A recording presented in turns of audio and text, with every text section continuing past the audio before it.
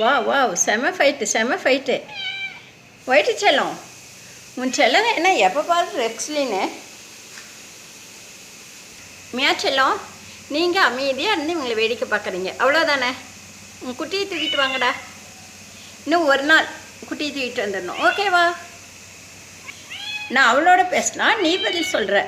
ஏண்டா ஒயிட்டி செல்லம், தங்குட்டி.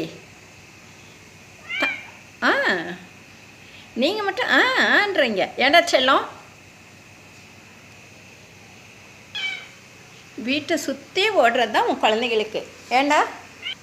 ஆமாவா? சரிடா பாதுகாப்பாக பார்த்துக்கோடா.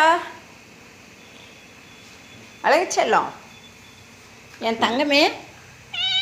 சரி செல்லம், என் தங்க குட்டி.